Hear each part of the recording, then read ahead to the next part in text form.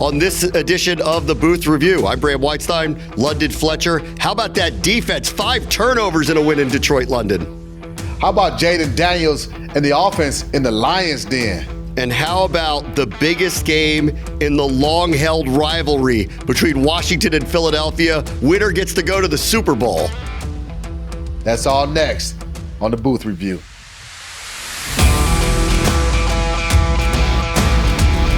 Welcome into the latest edition of the Booth Review podcast, brought to you by Microsoft Surface, powering a better game. I'm Bram Whiteside with Big Fletch, London Fletcher. First time since I was in college, London. The Commanders are in the NFC Championship game. This is wild. You're old, too, so that was a long time ago. Man, you talk about wild. Who could have imagined a year ago that we'd be playing in the NFC Championship game against our hated rivals, the Philadelphia Eagles, winner advances to the Super Bowl. All this happened in the first year of the Adam Peters, Dan Quinn regime. Man, this is just don't wake me, I'm dreaming type moment. Yeah. There's so many odd synergies that are going on that I want to get to. It's almost mystical in some ways about what's happening here. But I want to start with Detroit and what they did in Detroit, where they had a short week. They're playing the 1 seed. The 1 seed's got a historically great offense. But by the time Friday came around, and I think this is important to point out because you were up here, I was up here. This team has never been satisfied with anything they've done. I know everybody, including myself, because we end up in the locker room asking Dan Quinn about this stuff like, where's the satisfaction of what you have accomplished? Because it's unusual to go this far, this quickly with a new group like this, especially with a rookie quarterback. And he always brushes it off and says, what's next? We're focused on the next thing. They were very businesslike. And by the time we got around to Friday, and I had a chance to speak with Coach Quinn, and I know you did too, what I heard from them in how they were going to try to at least slow down the Lions, I had a tremendous amount of confidence in what was going to happen on Saturday night, and I'm sure you did as well. No, absolutely, and it started like you see a lot of people will look at, hey, we were an underdog going into that game. People outside of that building, but the sense that I got is that they didn't view themselves as underdogs. They view themselves. Or they went in there with the mentality like, we expect to win this football game. We're not going in there just, oh, hey, we'll be happy with competing against the Lions, maybe making a close game. No, they went in there with the mentality, we're going to win this football game. I told a couple people on Saturday at the game, like before the game started, like, don't be surprised. When it happens, when we beat these guys, don't be surprised because this is what they expect to happen. Yeah, I'm going to get to the offense in a minute. I mean, I really think like there was an overestimation by and this has happened all over the league. And I think partially it's because there weren't a lot of expectations on Washington. They weren't in a lot of high-profile games. A lot of people saw the highlights, saw the close finishes, like saw highlights of Jayden, heard he's really good. But because he's a rookie, because this is new, because Washington hasn't won very much in recent years, everyone looked at this like it's a cute story, but they hadn't really paid attention. And we've been in the booth every week, and we're following this every week. And this is a team that this is not an accident that they're where they are. They execute at a high level. They control the clock at an extraordinary high level. Their quarterback has been ahead of the curve and amazing, and we're going to spend a lot of time talking about him, obviously. But this team is poised, resilient, has chemistry, egoless, and the way that they execute and handle all of these game situations said to me all along, they're not going to get blown out for sure. The only question I had was, would they score enough? That was the only question I had. And that was one thing you mentioned, you didn't mention was confidence. They also had confidence. And the reason why I say confidence being a part of that, and the confidence came from preparation. You mentioned the late game situations, all those different scenarios.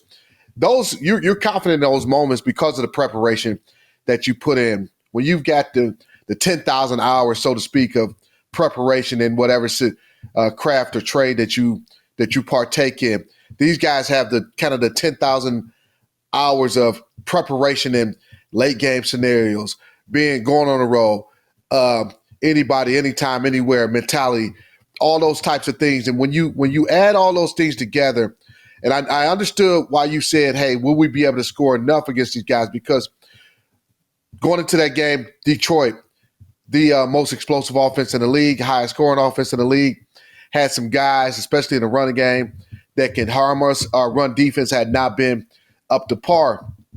But when I personally did my study on the Lions, I said, man, and Jared Goff in particular, I said, looking at this game, we need to put it all on Jared Goff.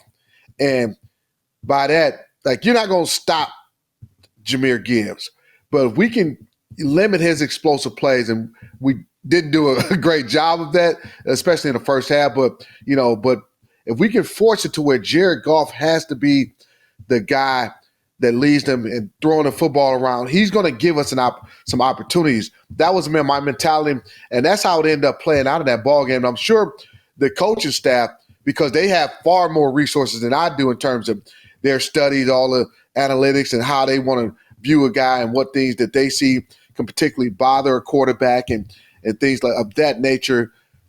They saw those things as well and said, you know what, let's put it on Jared Goff, and we can force him into some mistakes, and he did.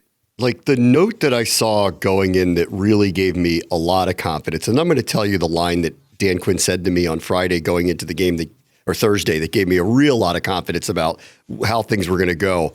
Dan Quinn is head coach in Atlanta or defensive coordinator in Dallas, played Jared Goff 5 times and went 4-1 against him.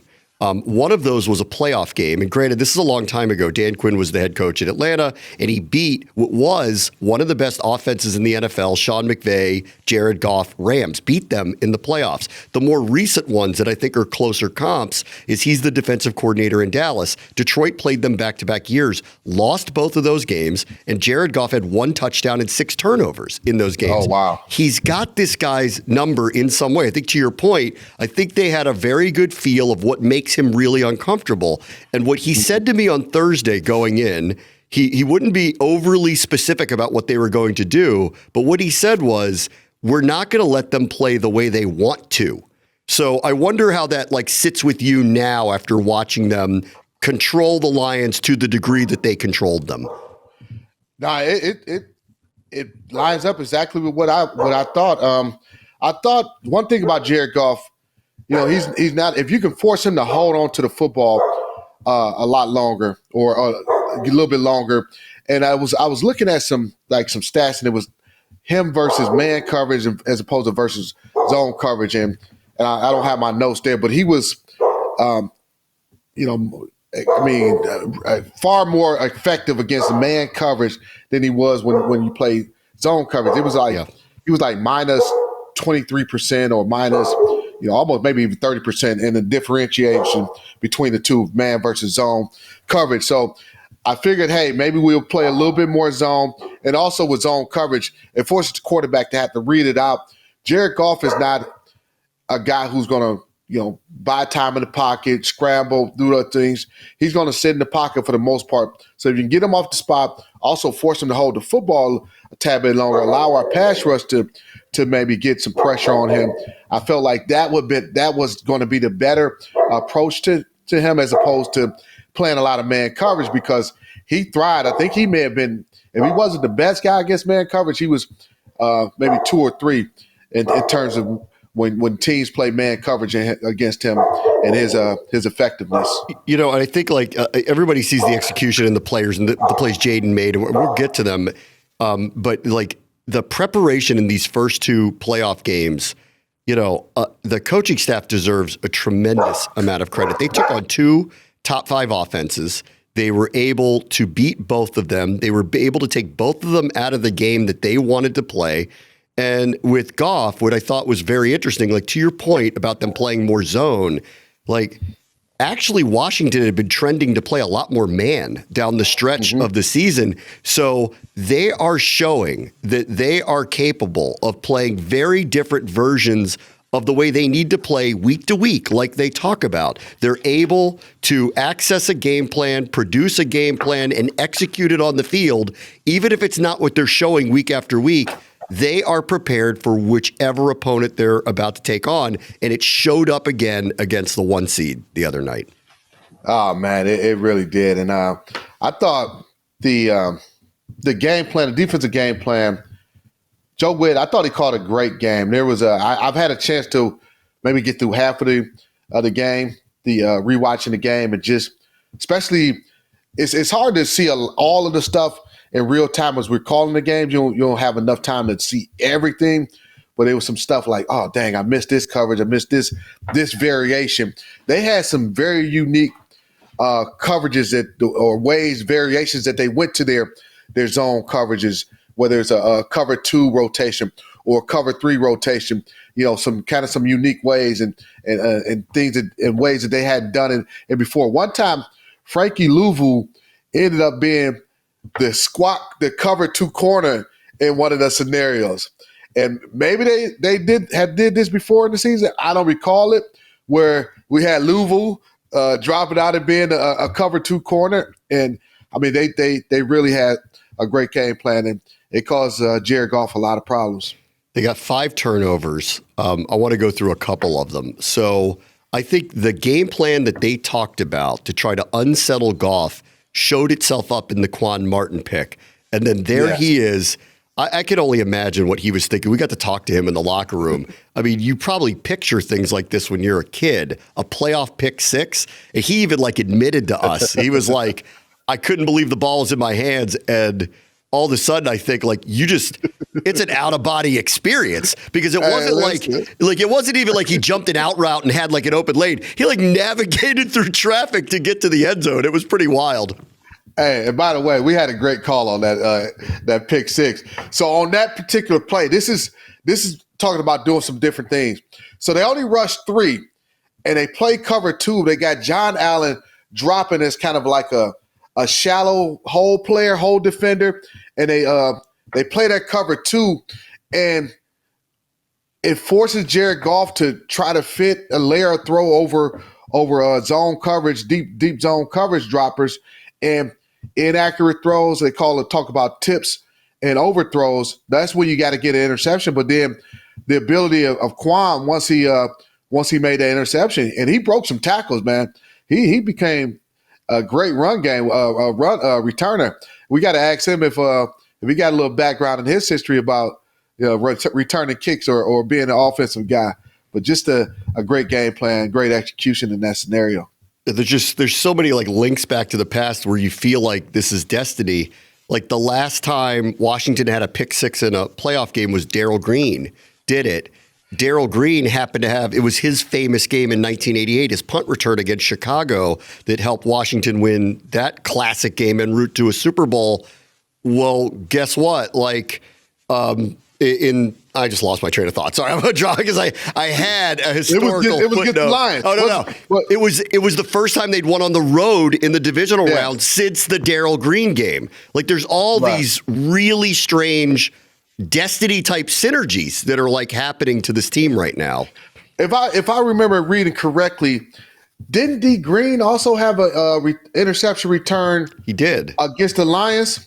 Interception return against the Lions. That was the last pick 6. That was the last pick 6. Yeah. Right, and then of course his famous punt return is the game they won in Chicago. That was the last time they'd actually won on the road in the divisional round in the playoffs. So there's all these really strange ghosts of the past that have really been popping up throughout the year. How many times early in the season were we mentioning, especially when it came to Jayden and the things he was doing, not since 1991, not since World War II, not since this, not since that. This started early where they've been kind of rewriting the franchise's history. I'll get to one that's really eerie in a little bit that's about the quarterback. Not since you were in high school. Right. You said college. I was in college when they beat the Bills in the Super Bowl, but I was in high school when they played the Eagles the one and only time that they played them in the playoffs, the 1990 postseason that they won. And it's funny, a friend of mine that I went to high school with, We went to that game. We bought tickets. We did. We bought tickets because back then, I don't know if you could still do this, but back then it was like a little known fact that the road team had access to tickets. You'd have to go to the box office, though, to buy them. But I don't think most people knew that. So me and my friend went to old RFK Stadium and bought tickets to the game at the Vet to see Philadelphia play Washington in the wild card playoff game. And we went together. And so he texted me. He was like, he doesn't know I'm the voice of the team, said we should go again because we did that. And I know. Oh. And I go, what? I was like, do you not know what I do now? Yeah. I'm about to say, what has he been living under a rock? I don't know. Does he not have internet? Does he not? Well, he's not on social. He's not following the team. I don't know. That was the weird part of it. I'm like, isn't it really cool? Because he's like, I'm going to go. Do you remember going? I'm like, of course I remember going. And I have all these memories of this. First, I didn't think I was going to get out of that stadium alive because we ended their season and those people were not happy. And then secondarily, that was back in the day before there was instant replay, before they overturned calls. There was this very famous non-call on a fumble that didn't go Philadelphia's way. And I'll never forget this. In the stadium, they showed a replay that looked like it was a fumble. I believe it was Ernest Biner. And it looked like it was a fumble. But on the TV broadcast, you could tell for sure it wasn't. But they didn't show the TV broadcast one in the stadium. They wanted the crowd to believe that the Eagles had been robbed that day. Oh man, I'm surprised that you're still here today, Brad. Just those fans. I had a buddy of mine, just to kind of take you back a little bit and give fans a true perspective of the Eagles fans and how they are. A buddy of mine went to a game. This is back when I was playing in Philly. We played the Eagles there. And, on the road team, we don't get the best seats as a visiting team players. So I get him seats, and we end up beating the Eagles. Now, during the game, they're talking crazy junk to my buddy. I think they were winning most of the majority of the game. We end up winning late, turning around and winning. And they're talking all kind of junk to him. So once it was apparent we were going to win, he starts giving it back to him. He says a lady takes she had a big thing of beer. It throws it on him. Throws it on him. So, he's also been drinking, so he feels pretty good. He said he had one, and he threw his back on her. He said they literally, about 20 people chased him out of the stadium. He's running through the golf course.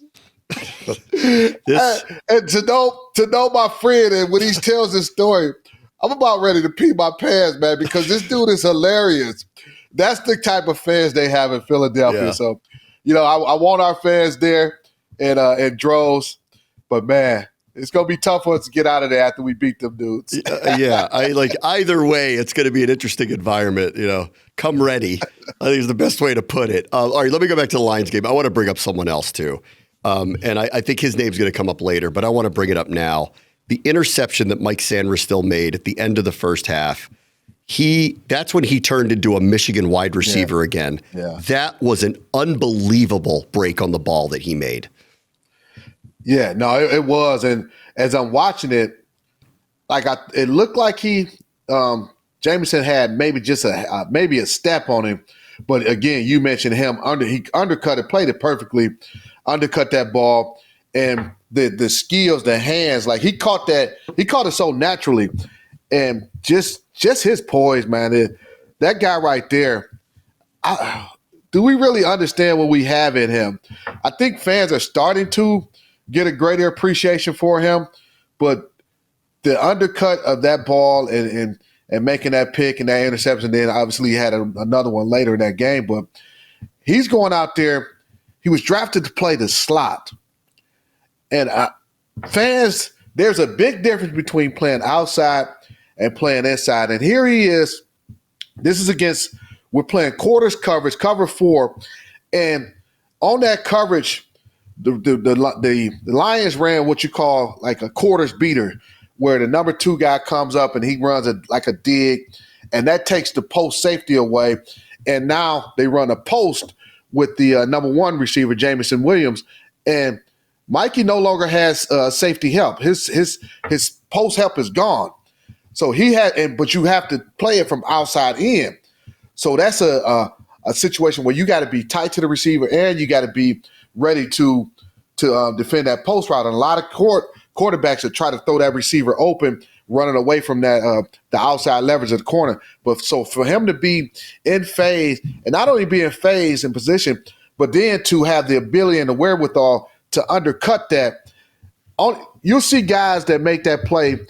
We're talking about Hall of Fame guys. Deion Sanders used to do a great job of it. He would bait quarterbacks into that throw. They think they have a step on him, a step or two. He'd bait that quarterback to throw that post route, and he just undercut it. But man, that play that he made, sensational. Yeah. So that was the one in, and I loved what we talked to him in the locker room afterward. I loved what he said about it was, and I think we were kind of on it in the broadcast, because at the end of the half, this is an extremely aggressive team. They're not going to settle for just kicking a field goal. They're right outside the red zone. They're in that spot where this is the type of team that will take a shot before they settle for taking those 3 points. He was fully aware of that and verbalized that to us. He goes, I knew that at that spot on the field, this is exactly what they were going to think about doing. It's understanding your opponent. It's understanding their thinking. It's getting into their head. Again, this goes back to the preparation. It goes back. Mike made an outstanding play, but the coaches prepared this defense for what was a monumental task. That wasn't just a good offense. That was an all-time great offense. That was the fourth highest scoring offense ever that they were playing this weekend.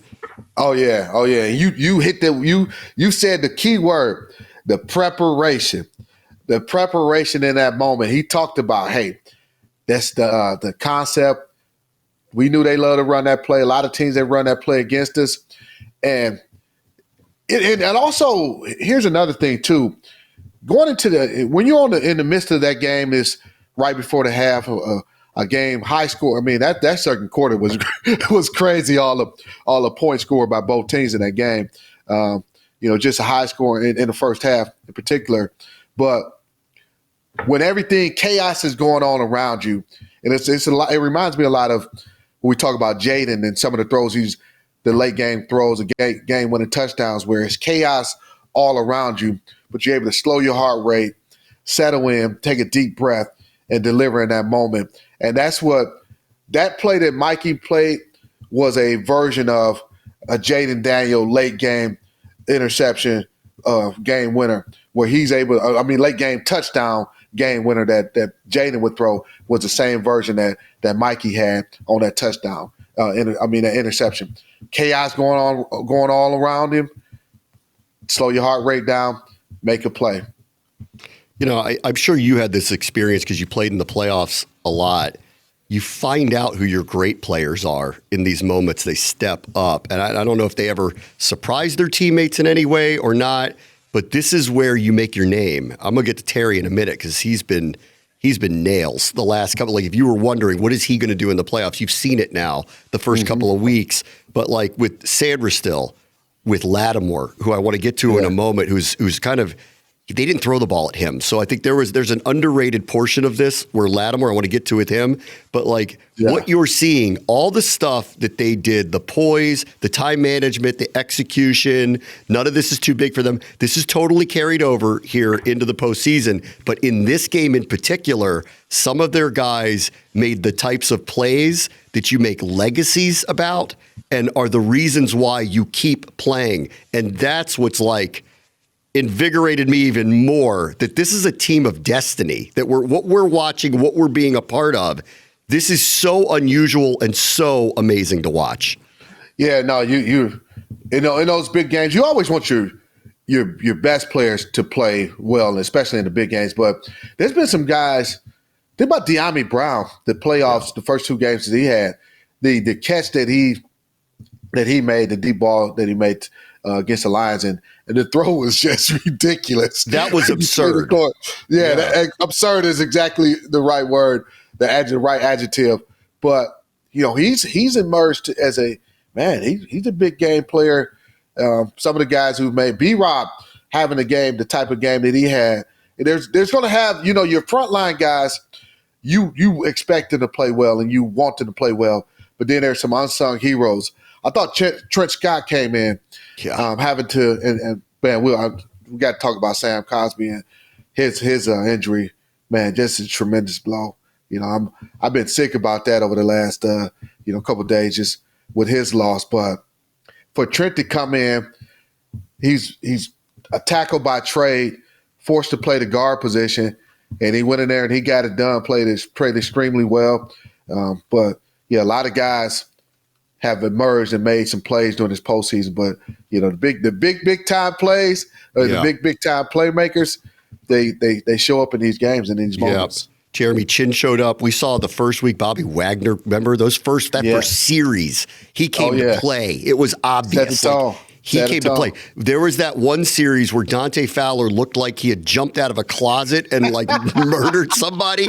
He came to play. That was a horror movie. Yes. You mean when he came down a line of scrimmage? It's just you ever watch those the Animal Channel where they had the hunters and the hunted? Yes. The animals are going out to get their prey. That's like National Geographic. The gazelle's running, and here comes the lion. You know who's going to win in the end. That was unbelievable. That was these guys are invigorated. Even Sanders still too on special teams had a huge hit. There were two big stops inside the 20 on special teams. It's across the board that's happening here. I want to get to Cosby in a minute too, and I want to get to the offense, but I didn't mention Marcus Lattimore, and I want to bring him up one more time. The Lions didn't throw the ball at him. He was extremely physical out on the edge. This is a very good sign moving forward. His physicality, I think he's getting his sea legs under him. Yeah. I think he's starting to trust his legs again. Obviously, he's been dealing with soft tissue injury for a long time now. Remember, we've asked for a couple years now, who's going to cover A.J. Brown? Well, that answer might be coming this weekend. And if he's going to start playing at the level that he used to, and the reason that they acquired him, it's just another reason to be extremely confident that this defense is going to get better over the next game and hopefully 2 games of this season. Yeah, no, Marshawn, he looked good. He looked extremely good. You mentioned the physicality with the tackles. I was watching him. I told you I was able to rewatch, about the first half of that game.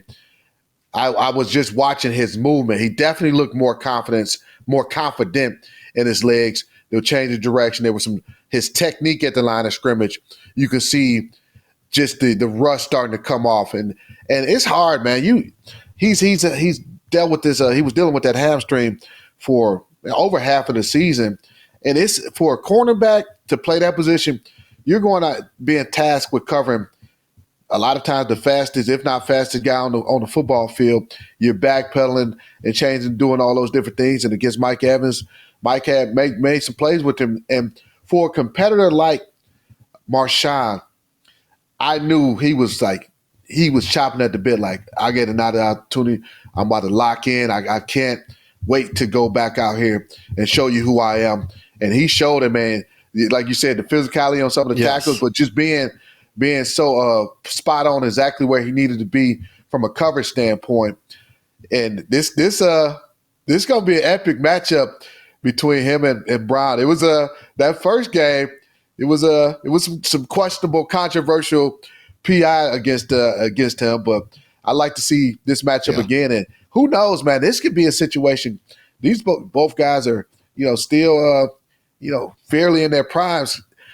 This could be a battle within this division and for championships to represent each team in the Super Bowl for years and years to come. I think I called him Marcus. I don't know why. I'm punch drunk. We keep playing these night games, these short weeks. I'm punch drunk. Sorry, Marshawn. I correct myself, Marshawn. Here's the other thing, too, just with that. I don't remember a time in a while where we've had 2 corners now as physical as this at this capacity between Sanders still and Lattimore. They are very physical, good tacklers. They bring the heat, both of them. I haven't seen this in a while on the edge like that with 2 corners like this at the same time here. It makes a difference, especially if you want to play cover 2, which we started to play a little bit more. I don't know if that'll still be the case against the Philadelphia Eagles now. Going against Saquon and trying to play cover 2 against that offense, maybe you'll have to pick your spots to do it like that. But regardless, even if you're playing 8-man fronts, teams are cracking, they want to force the cornerback to be the tackler, and those guys are willing tacklers, and that makes a difference. You look at this the secondary. I thought just you got me thinking about our secondary. I thought Jeremy Chin, he led the team in tackles. He made a bunch of tackles out of space. Quan Martin has been outstanding all year long, and his tackles from the post and open field tackles. So when you got guys like that in that back end, it makes a difference in having willing and able guys to make tackles. One of the other big stories I think we both agreed was going to happen, where both teams are aggressive. Both teams will go for fourth downs. They were top 2 in attempts at fourth downs. Washington was the best at conversions this year. Detroit was very good at it. But we've had this happen all year, too, where Dan Quinn will say something in a press conference and you'll hear foreshadowing of like what's going to come in the weekend. And he mentioned this a couple times. He wasn't talking about the Lions. He was talking about the Commanders. But I think it applied to the Lions, where he said, we're going to be bold but not reckless. And we could argue over a couple of the fourth down decisions. I think the one, like going back to Tampa Bay, if there was one I would have had over, I probably would have taken the points in the fourth quarter one where they had first and goal at the 1 and they were going backwards, decided to go for it anyway, didn't get it. Fortunately, it worked out anyway. They got the turnover, won the game anyway. Like in this game, I don't really have an issue with any of the fourth downs they went with, but bold, not reckless is kind of the way that they looked at it.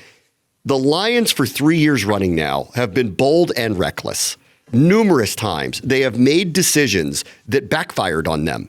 I cannot believe when they were down in the second half, they called a play for a wide receiver to throw a pass.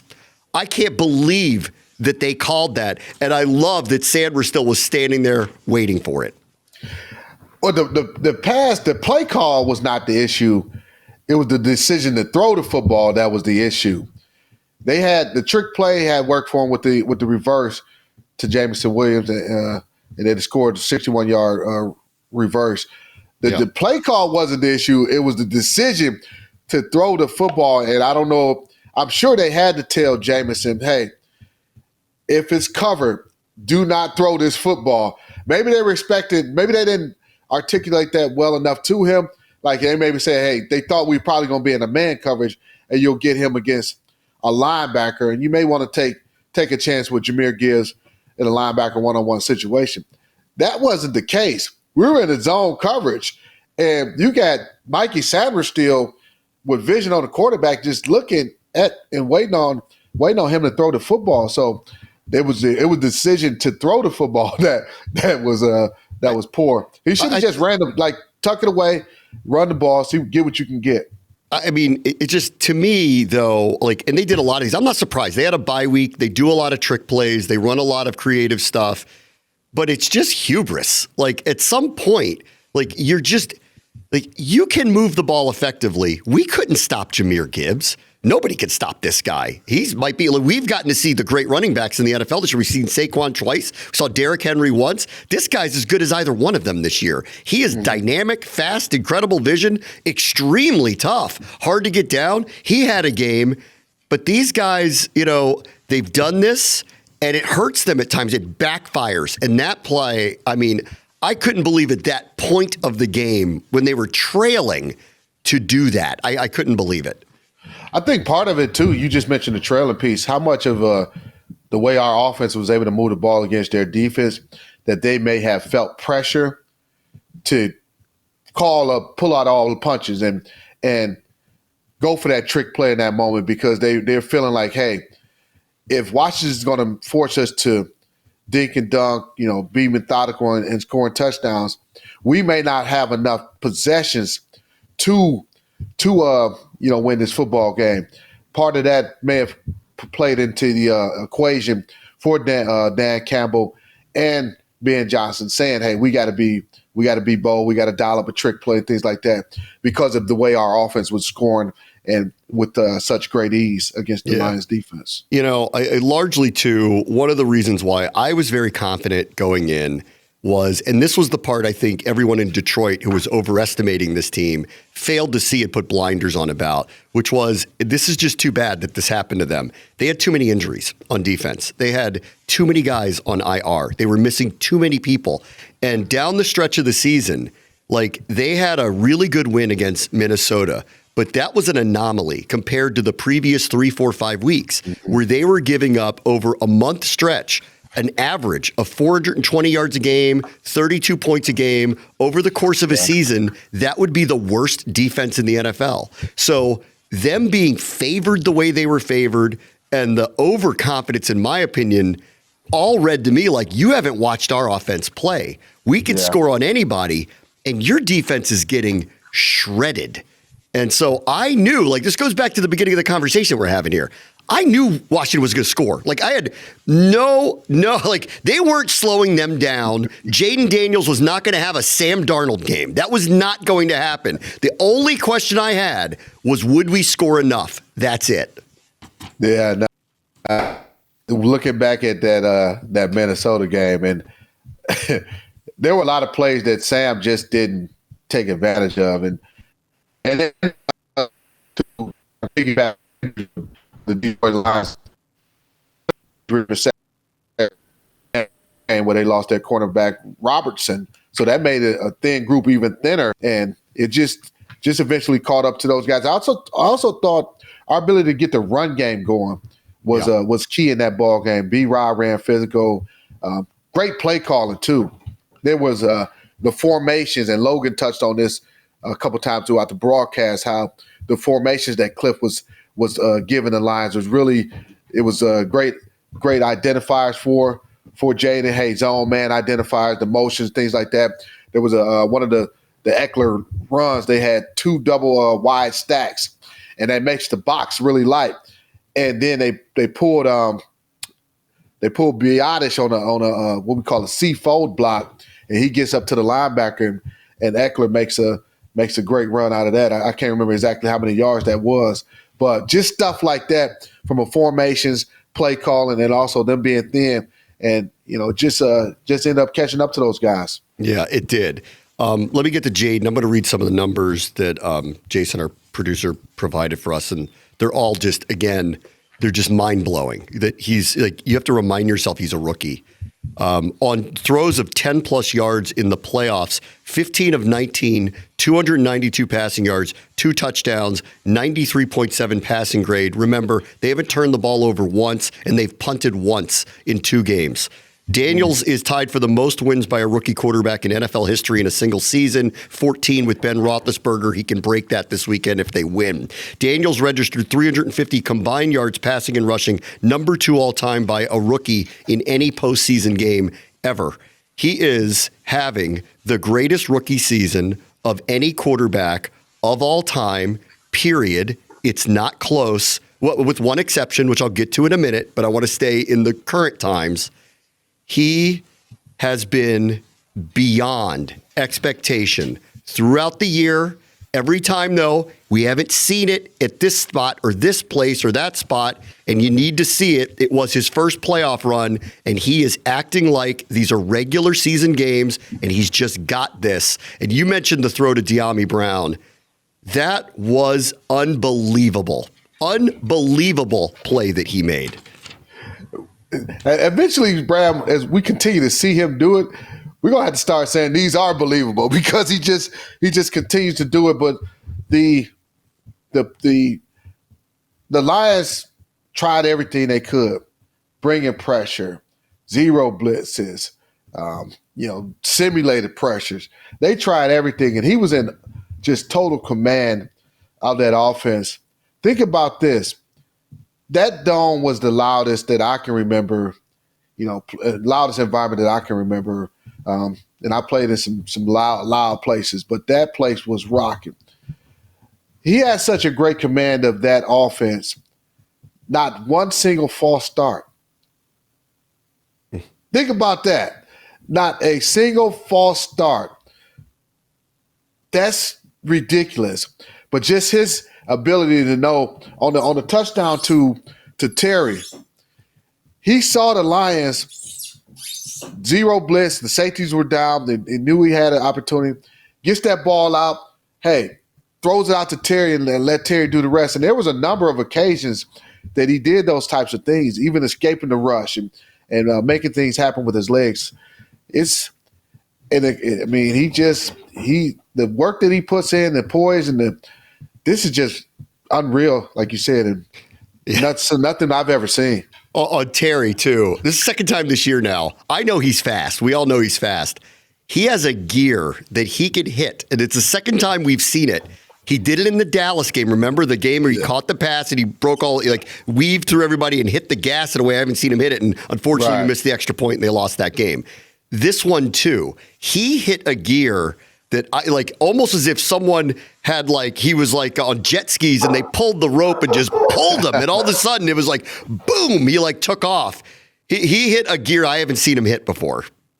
No, he did. And he talked about, I had him, you had some issues getting down to the locker room in Detroit. So I interviewed Terry before you got there.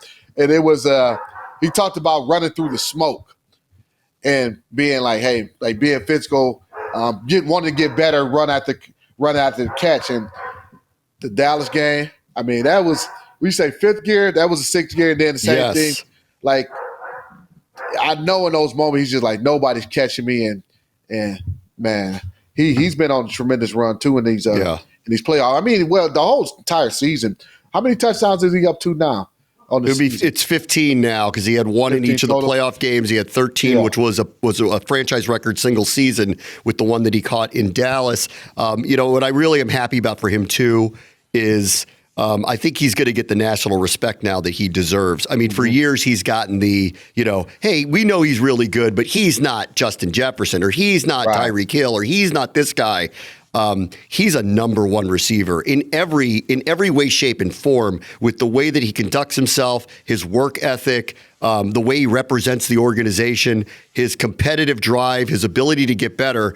And if and when there comes a time that he actually could be up for the Hall of Fame, the first thing I'm going to show the voters is, here's all the quarterbacks he played with before he got to Jayden Daniels, and tell me how he got to these numbers. It's because of who he is and what he's about. And I'm very happy for him that he's having legacy defining moments in these playoffs as well.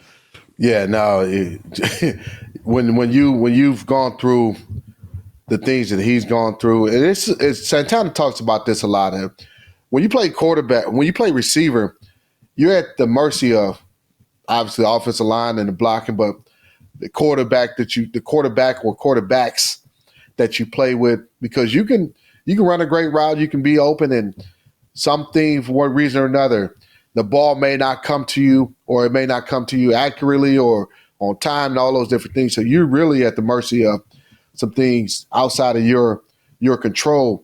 And for Terry to put up the numbers that he's put up and not complain when he could have complained, not be even early in the season, I think the Tampa Bay game, the first Tampa Bay game, just 2 receptions.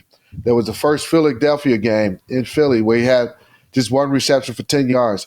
And I have been on teams where your number one receiver, win, lose, or draw, if he didn't get the football often in the ball game, that offensive coordinator knew about it. The head coach knew about it. The teammates knew about it. It was a time where I was on a team where a guy literally, he was the number one guy, so they're rolling coverage to him. And the number 2 guys is having a day because, that's just how it was. They're doubling you, man. And the number 2 is having a day. There was a critical, I think, 3rd down or 4th down situation where he refused to go on the field because they weren't giving him the football. Mm-hmm. And for Terry to carry himself in the manner that he carries himself in, you can't be nothing but thrilled for the season that he's having. Yeah. I want to give you one other weird number, and I know this stuff probably only appeals to me and all the knucklehead lifer fans that read into these numbers, but we're having a really special season. We've linked all these things that have occurred throughout the year to all these things that have happened in the past. I believe that in the modern NFL, Jayden Daniels is having the best season any rookie quarterback has ever had. He's broken a ton of records. And if they are to win on Sunday, he will be the first ever rookie quarterback to start in a Super Bowl. And if he were to win it, obviously the first and only rookie quarterback to ever win the Super Bowl. So I think all definitions of what the great rookie season looks like will get changed, and there will be a new baseline for what it will look like. Good luck catching it. But maybe the greatest rookie quarterback season ever is actually in this franchise as well. It's Sammy Baugh. This is from a different era, but he won a championship as a rookie in 1937. And in the championship, he threw for 335 yards, which is a lot now by these standards, but back then was ridiculous. Redefined what quarterback play could be in the NFL. Leading passers in the 1937 season averaged about 1,000 yards a year. Like, they didn't throw the football very much. That 335 passing yards that he had in an NFL championship game, it took until 2012 until another rookie broke that in any NFL playoff game. Sammy Baugh had the greatest rookie season by any quarterback ever. Jayden Daniels in the modern NFL can surpass it. And the weirdest synergy to me, and maybe this is only interesting to me, is this. For the first time in 33 years, Washington is playing in the NFC Championship, and potentially for the first time in 33 years, will be playing in a Super Bowl. Sammy Baugh wore number 33. It's just bizarre to me. It is. Man, who is your researcher? Moses? Moses? No, it's, my wife and family will tell you this. All I do is think about this team. Right. Man, yeah, because, so you're talking about you going back to 1937, man. Yes. That's right. Yeah, no, that's great stuff. Great nuggets, too. As soon as you mentioned Sammy Baugh, like, the first thing I thought of, like, were they even throwing a forward pass back there? No. Here's the one thing Sammy's got on Jayden Daniels. Sammy Baugh was the punter of that team, too. Let's see you do that one. He is wearing number 5. Maybe he should. I bet he could punt, too. I wouldn't put anything past him. Probably. All right, let me get back. You mentioned Sam Cosmi. Let's spend a moment on that. That's a big loss for this team moving forward. Every team has injuries. Detroit had a ton of them. We just talked about it with them. Washington's had some this year. Noah Brown going out in the middle of the year was a really big deal for them. They had to try to figure out who was going to become, quote unquote, the number 2 receiver. John Allen was out for a long time. They finally got lucky. They got him back. They missed Eckler. They really missed Eckler for that month that he was out. Every team has injuries and prominent ones. But this one feels really big to me, and especially this week where what kind of problem that Washington's had with Jalen Carter and Milton Williams, who's underrated, had a very good year in the interior defensive line for Philadelphia. This is a big loss. So I wonder how you're thinking about Washington trying to overcome not having Cosmi moving forward. Yeah, but first of all, you feel bad for Sam because he's a warrior, leader on that offensive line, leader on the team. Just feel devastated for him when you saw the injury, the initial injury. You were hoping and praying that it wasn't serious, and then you get the news, and he posted that it's his ACL.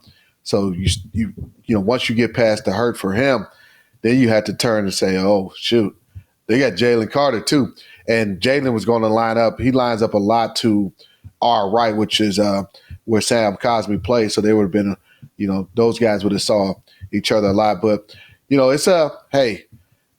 We don't have to come up with a game plan for him to deal with him.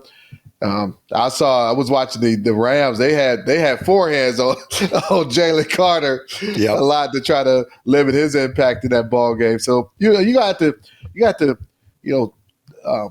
do things from a schematic standpoint, game plan standpoint to account for him. And Trent Scott, who I'm assuming he'll probably be man that position again, as a starter this week. He's a veteran guy. He'll study and have a game plan, and we'll be up for the task. But definitely feel bad for Sam. Yeah, he's someone who's been through it here and deserves to be part of this run. And it's just terrible that he's not going to be part of it. He'll be there in spirit, obviously, but he deserves to be out there. And I think it's just it's so hard to see. I want to see how they go.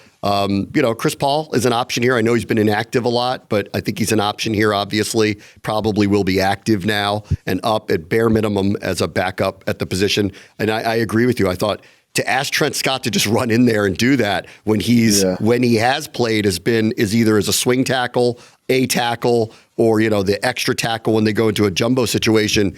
that's a big ask of somebody to go in there and do that. And I thought he played really admirably. So we'll see what they do by the end of the week. All right, before we get into Philadelphia, we got to do the championship belt. It's time for Big Fletch's Heavyweight Commander Championship Belt. It's presented by Northwest Federal Credit Union, where trust matters. The champion was Jayden Daniels, who was the contender this week.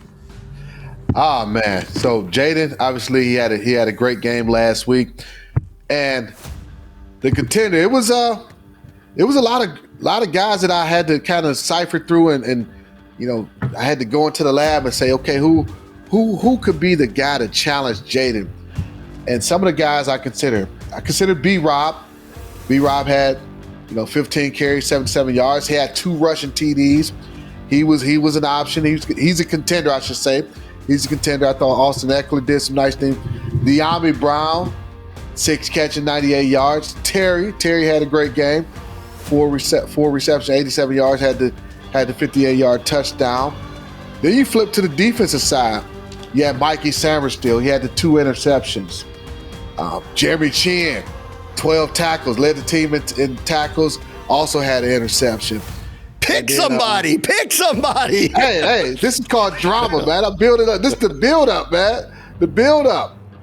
So the guy that I got to challenge Jayden is Mikey Sammerstill. Mm-hmm. You go back and you have 2 interceptions. You gotta make him the challenger. But so Jayden had the 2. Mikey had the 2 interceptions. Was it enough to dethrone Jayden? Jayden's game: 299 yards, 2 TDs, QBR of 91.8, flawless offensive performance, and still Big Fletch's Heavyweight Commanders Championship belt stays with Jayden Daniels. Listen, I know I have no vote in this, but this one is a split decision. I thought you were going to give it to Sammerstill because the defense had to stop the best offense in the league, and Sammerstill, the Michigan man, goes back to Michigan and pulls off 2 interceptions. I thought he was going to get it. Yeah, but it wasn't enough to dethrone. Jayden nearly threw for 300 yards, man. 2 TDs, and he was flawless. They couldn't do anything really against. They didn't fluster him in that environment. Not one single false start penalty on offense. All those things had to be taken into consideration. That's why he remains the champ. I'm going to give Mike Big Bram's welterweight Commanders Championship belt to Mike Sammerstill. Yeah. All right. Yeah. You're my champion this week. All right. Here we go. World War III. Philadelphia, Washington. Biggest game in the rivalry's history. I mentioned this earlier. They've only played once in all the years that they've been in the same division and rivals. They've only played once in the playoffs. It happened back in the 1990 season. Memorable. We'll talk to B. Mitch, I'm sure, this week because that's the year of the famous body bag game that B. Mitch was forced to play quarterback after a couple of quarterbacks got injured in that game. They lost to Buddy Ryan's Eagles, but got payback in the playoffs and defeated them before their season would end a week later. So this is only the second time they've ever played in the playoffs. Obviously, the first time ever with a chance to go to the Super Bowl. This is going to be something else, London. It really is, man. We thought Detroit's environment was electric. Yeah. Can you imagine what it is going to be like Sunday at 3:00, walking into that stadium? The buses pulling into the stadium. I'm sure a lot of one-finger salutes and other things to welcome us into that environment.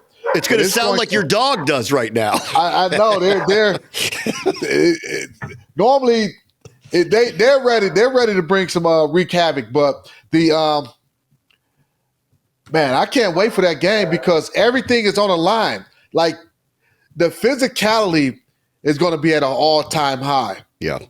The emotions are going to run high. You're going to have to make sure you control your emotions in this ball game. The build-up, the build-up to this game, the media coverage is going to be unlike any we've seen in a long, long time. It'll be probably any that we've seen because back in the 90s, there wasn't the social media aspect. Mm-hmm. The internet wasn't like it is now. So the media buildup is going to be bananas. I mean, it's going to be. I can't wait. I cannot wait. So I think one of the big keys, and we're taping this on Monday, so I don't know. Obviously, we don't know, and they're not going to say anything about it, at least until Wednesday when Nick Sirianni and Jalen Hurts have to speak to the media. And I don't know that we're going to really know his relative health until the game gets there. But Jalen Hurts got injured yesterday. He hurt his knee, got bent over backwards. He had missed the last couple of weeks of the season because of head injury, concussion that actually occurred in the Washington rematch earlier this year. But the knee injury obviously is of greater concern currently right now. They didn't do a tush push at the end of that Rams-Eagles game, which they almost always would on the goal line. And they're speculating on the broadcast, and I don't think they're wrong to speculate it, that they didn't because they didn't feel like he was healthy enough to do it at that moment. Then he started rolling out a little bit, but he wasn't really running the ball. He was trying to get rid of it. His relative health is going to be huge in this game. And when I saw the hit, man, it looked like a nasty hit. I was wondering, like, was it potentially growing issues? I'm sure he feels bad right now because during the course of the game, the adrenaline is going, so you're still feeling okay. But it's that day after and the days after where the inflammation starts to set in, the swelling starts to set in. I'm sure he'll be getting around-the-clock treatment to try to get himself ready to go. I feel like, I think he'll be able to play in that game, but is he going to be 100%? Is he going to be able to operate in the manner that he wants to fully operate? I'm not sure what the temperature is going to be that day, but cold weather or colder weather will play a factor in how you feel and those types of things. So it bears watching. For Philly, I know they're like, man, we hope he can go, but it's something that's going to play a major part in this ball game. Yeah, and I would assume now it goes back to what we were talking about earlier, where this is a very different cornerback tandem that suddenly Washington's bringing in. I think you're going to trust Lattimore at Sandra still, maybe a little bit differently than you had previously. I think you have to find out, can Jalen Hurts run? Yeah, I think you definitively have to try to force them to throw. So object one, obviously, is to slow down Saquon Barkley. In neither game, for the entire game, were they able to really do that. He had a huge first half in the rematch.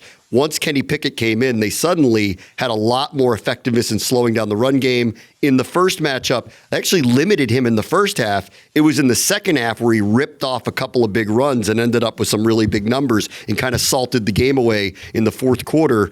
So obviously stopping Barkley's a big deal. What do you remember about the first couple matchups that shows you maybe the direction they're going to go to try to slow him down a little bit? Yeah, as you were thinking, I was like, how can we mesh those two performances? The first half performance from Philly in the first game, and then the second half performance against Philly in the second half from a run defensive standpoint. I think one thing we did, we were a lot more physical at the point of attack, played and stayed in our gaps. And when we stay in our gaps, we're pretty good run defense. There are times where, and even against the Lions, there's situations where we get out of our gaps. And these backs, especially the patient backs like a Saquon, the Jahmyr Gibbs, they're patient, so they'll act like they're about to, dip into one hole, get you to get out of your gap you're supposed to do, and next thing you know, they're cutting back and getting big gains through those gaps that you vacated. So you have to stay patient in your gap and don't leave it until you know for certain he's across the line of scrimmage. Get off blocks. There's also times where we might spin out of a gap. You can't do that with these great backs like Saquon is. You have to maintain great gap integrity. With the corners, you mentioned the corners. We'll probably look at more 8-man fronts as opposed to, like, you'll show your disguises, but there will be times where, hey, we're going to be obviously gearing up to stop the run. Corners, hey, you're going to have to be a little bit more on the island, a little bit exposed a little bit more. So maybe that's kind of within the game plan too. So it's going to be a situation where you have to understand it's an all-day affair. We're going to have to be in our gaps all day, all play long. And if we do that, I feel like we'll be able to play a lot better run defense. I think they have this motto, it's worked all year, anyone, anytime, anywhere. I think there's one more they could add this week, which is any type of game. Last week, we thought maybe they would be in a track meet. They hadn't really been in one of those, and they kind of were. Second quarter was crazy. It was the most combined points in any NFL playoff game ever. 42 points were scored in that second quarter, so they showed they can play in that. We saw how they played against Tampa, where they had to limit a team, run the clock, control the clock. They were able to do that. They've won some lower scoring games. Against Philly, they won a higher scoring game where they had to come back with a bunch of turnovers. This one reads to me, London, early, like a low scoring. If you make a big mistake, it's going to really hurt you in the end type of game, either side.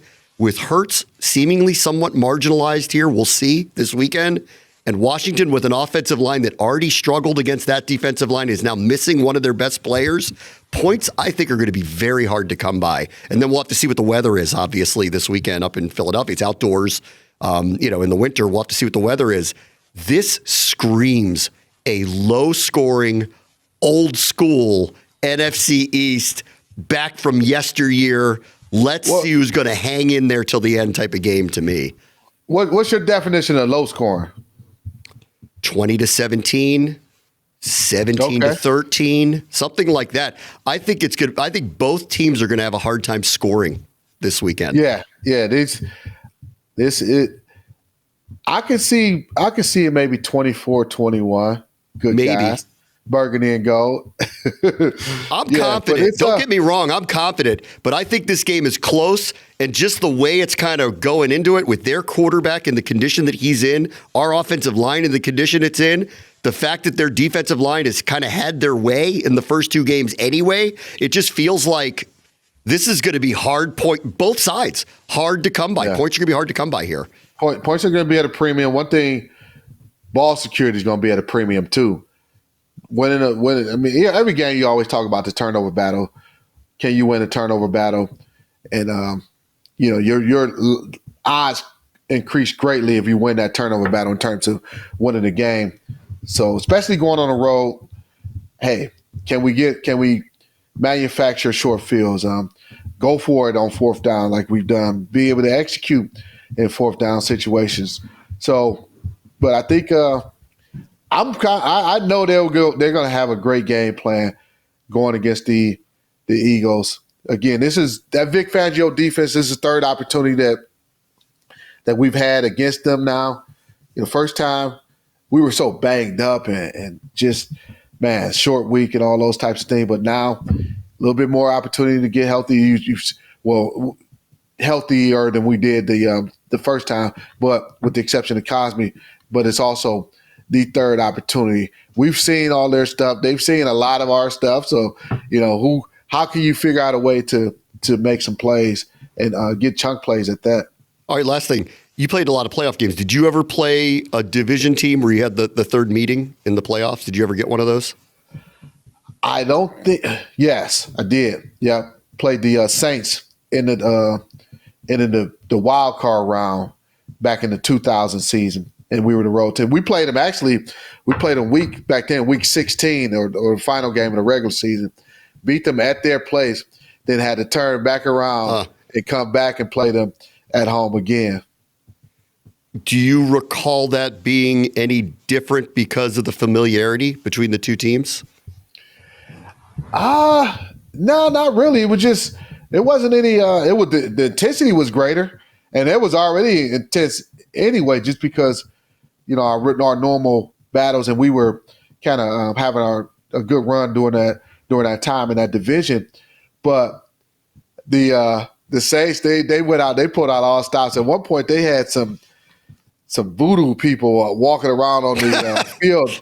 No, seriously, pre-game, they had, I don't know what you call it, and they're call themselves cursing the end zone and all this types of thing, man. It was weird stuff going on in that building. So a bunch of my teammates, the Christians on the team, they come out and they start praying over the area that the praying over the field. Yeah, it was some spiritual battle taking place in that dome. I think the Eagles fans might be cursing the end zone, but it's going to be a more conventional voodoo that we're used to this weekend. Yeah, no, but it definitely is a difference in the ball game because of what's at stake. This is for the opportunity to represent yourself. You're represent in the Super Bowl for the NFC. In the summer, I didn't foresee this. By the middle of the season, I thought it was very possible, and I know you did too. I can't wait for Sunday. This is an amazing ride, and I don't think they're done yet. So let's see what happens when they get the Eagles this weekend up in Philadelphia. Oh, yeah. Can't wait, man. I know these guys are going to be ready. All right, that'll do it for the Booth Review. We'll talk to you next week post the NFC Championship game.